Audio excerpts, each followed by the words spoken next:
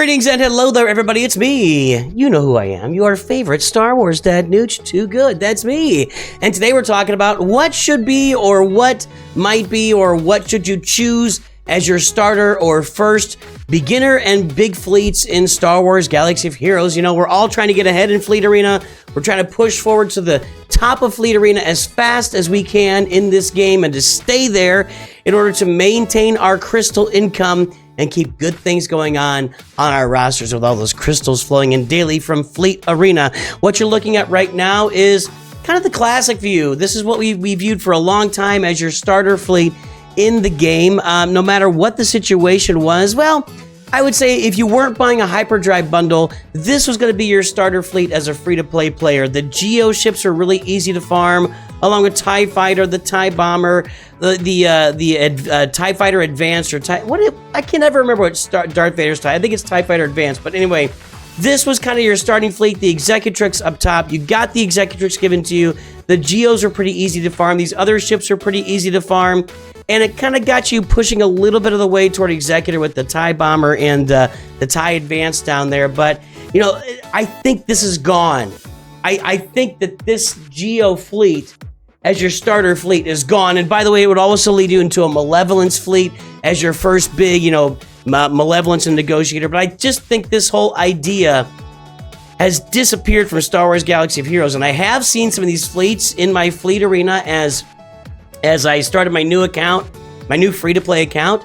But with the advent of the new free-to-play journey in the game, where do I have this here? I think it's right here. Yeah, with the advent of the new free-to-play journey in the game, where you get to level 85 in a month or less, and you're given all these extra characters and ships over there. If you look at this, if you look at the way this used to be here, it used to be that the only ships you were given was Geo Soldier's Fighter, the TIE Fighter, and Clone Sergeant ship, along with the Home One and the Executrix and Tarkin. Now, you're being given the Rebel Y-Wing, Anakin's Edit 2 Starfighter, the Ghost, the Phantom, Ahsoka Starfighter, TIE Bomber, the Slave One, and Darth Vader's TIE Advance. A lot more things you're being given in the game right now to get your fleets up and running. And also when I look at this, I look back at like Sanjitu, who kind of talked me out of this beginning of the year when he started his free-to-play account, and he was going after that Galactic Republic fleet. I think that changed a lot of the ways we look at early fleets and how they should be farmed. And that's not even to take into account the Hyperdrive bundle. Now, in the Hyperdrive bundle, you're getting all of these ships at level 80 and 5 stars. In fact, this is one of the biggest values of the Hyperdrive bundle, over and above the characters that you get. Probably on par with all the gear that you get and all the energy and everything. Maybe even above that is 5-starring and level 80ing all these ships. You know how long this takes free to play? Seriously, I am almost half a year into my free to play account. I'm not touching this. I'm not touching this amount of value with my ships in the game. So when we look at this, you're getting a bounty hunter fleet. Basically, you're getting even more of a Galactic Republic. Well, not even more. Well, yeah, you are. You're getting the Umbaran Starfighter. You're getting Clone Sergeant at 5 stars.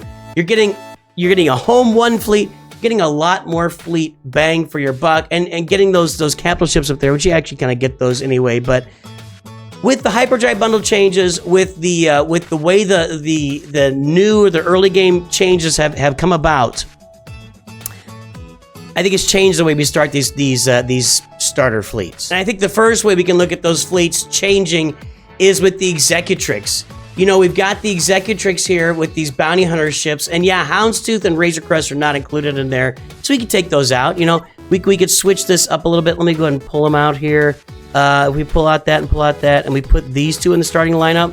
You know, you get the Slave One and Xanadu Blood with either free-to-play and or the Hyperdrive bundle. The Hyperdrive bundle gives you the IG-2000 at 5 stars.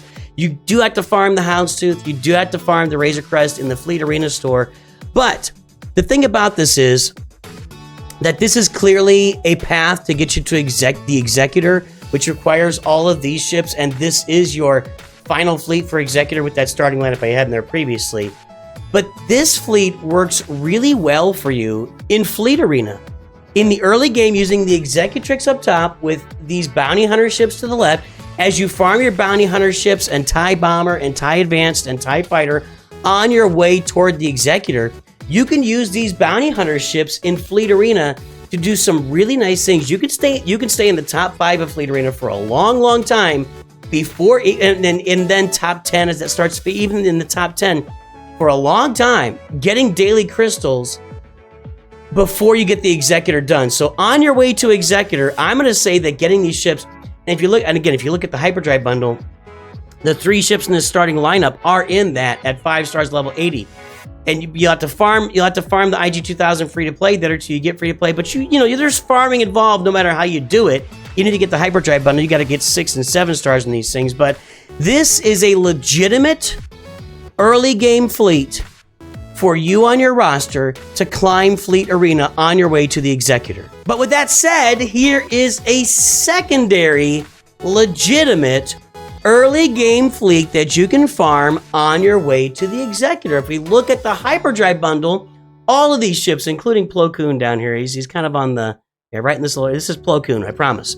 Including Plo Koon, all the Galactic Republic ships are in the Hyperdrive bundle. Are they in the, is the Plo Koon in there? Hold on a second, hold on. I might be wrong on that.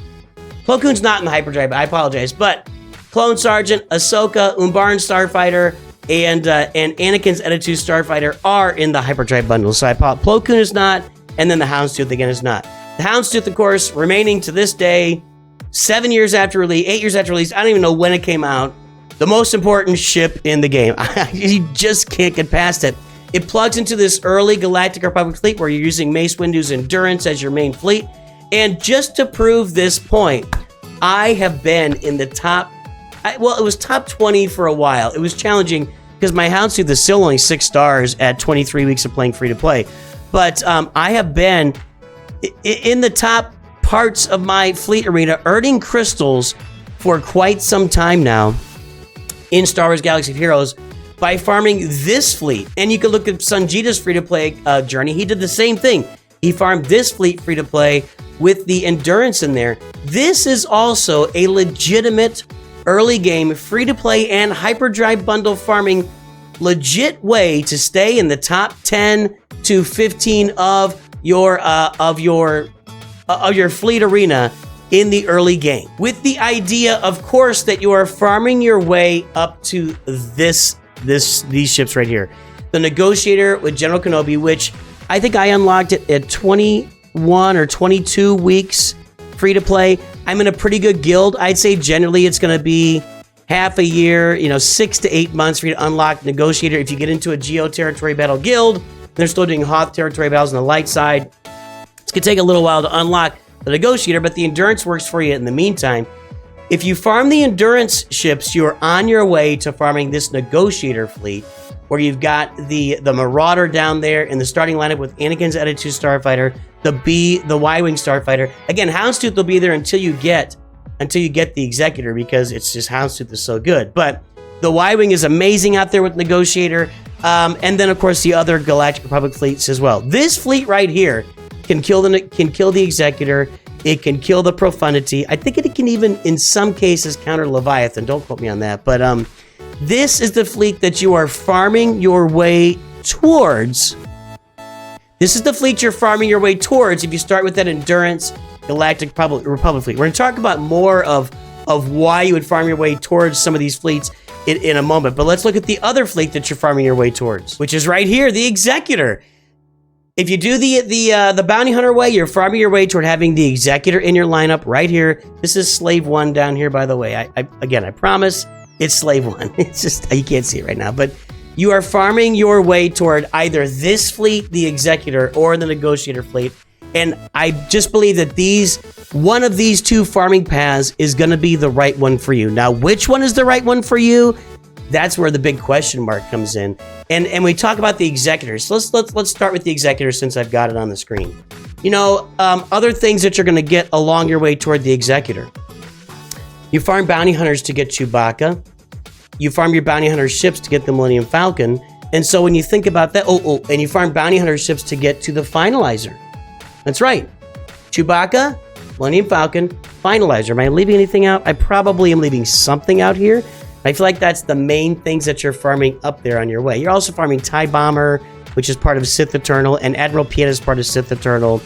Some of your bounty hunter Boba Fett is part of the Jabba the Hutt farm, Mando, Beskar. Anyway, so you are farming your way toward other stuff in the game. So when you're farming your way toward Executor, it's going to tie in really well with like what we call 5-way farming on this channel. What Arnold calls the Skywalker Triangle. It's farming your way toward Jedi Knight Luke, which gets you to Jabba, and to Jedi Master Luke, and to Leia Organa, and Executor, and Profundity. The overlap between those 5 farms is just endless. It goes on for days and days and days.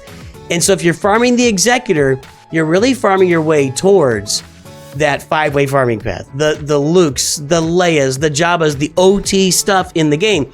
But you're also gonna, again, you need these bounty hunter ships to get you to a finalizer, and you need finalizer to get yourself to Supreme Leader Kylo Ren. So that's a way to look at that. On just a heads up, on my Nooch2 Lightspeed account, my first goal was to get the Executor. I did it in 6 months with not paying a ton of money. Well, it was a fair amount of money. I think I invested $500 over 6 months. But I got my way to Executor in 6 months, and then as soon as I got that done, I went and got my CLS team done, which goes right in there with your Chewbacca idea and your Millennium Falcon idea that I was talking about with Han Solo. So yeah, this overlaps with those farms. But where does the Negotiator farm overlap with? Well, it's a lot different. It's a lot different. If you're farming the Negotiator as your primary main fleet, you could still, farm the bounty hunters and go along the lines toward the 5-way farming, which is my favorite early farming path to get to those 3 Galactic Legends overlapping with Jedi Knight Luke and Executor and Profundity and yada, yada, yada, yada. I love that farming path. However, if you do this farming path, you're probably going a different direction. You're going to go get your gas team. You're going to get a Padme team, get your Qui-Gon team up. You might, and this is probably going to, this is going to lead you toward farming for Jedi Master Kenobi and Lord Vader. And the reason I don't look at these as really early game, perfect type of farming deals is that for Jedi Master Kenobi and Lord Vader, they both have early game limitations of needing Commander Ahsoka on Jedi Master Kenobi's team and Maul on Lord Vader's team. Now, that's not saying you can't get a bunch of great teams around them. You're going to get your Bad Batch, you're going to get your Gas, you're going to get a Qui-Gon Omicron with Jedi Knight Anakin in there. You can have a Padme team running. There's probably several other teams you can get going as well. You can farm Queen Amidala and the Poncho Bros, although those don't really overlap here at all. They feel like they overlap, but they don't. There's just something extra you should get on your roster. So these are going to lead you in different farming directions. The benefit of both of these farming paths for these early fleets is you're going to do really well in Fleet Arena and get yourself a bunch of crystals, and that's the primary function of these fleets. So which one do I think you should go? I think you should go whichever one's going to fulfill your farming path in the direction you want to take in the game. I generally am going to lean toward the Executor because I just feel like this is a better early farming path for all rosters because you can get Jabba the Hutt. Jabba the Hutt, when you unlock him, basically the characters that you use to unlock him will go in his team. You can't say the same for Lord Vader or Jedi Master Kenobi. You don't need any extra conquest characters to go with Jabba the Hutt. The same can be said for Leia Organa. You put Drogon and R2 in the team and a couple of the rebels. The same can be said for Jedi Master Luke. Now you got some other Jedi to go in there. The Jedi, we do farm Jedi Knight Luke and you do farm Hermit Yoda. So yeah, the same can be said for Jedi Master Luke. That you farm teams you can farm characters for those teams in those farms. Lord Vader and Jedi Master Kenobi, it's a lot more questionable, including the most important characters in their farms. This is why I lean toward Executor, but I don't fault anybody for going the Negotiator route because it's a really good fleet, and it is also an endgame fleet once you get the Marauder done. And there you go. Those are my thoughts on which fleet you should farm first in Star Wars Galaxy of Heroes. It has definitely changed since the early days of going after the Geos early. I just don't think that's a priority anymore, and I think you've got enough resources that they give you now to go after one of the other 2 fleets that we shown here in this video. I hope you have a great day. Give me your comments below to let me know what you think. If I'm missing any boats here, which I often am, have a good one. I'll talk to you soon. Always remember, Nooch2Good.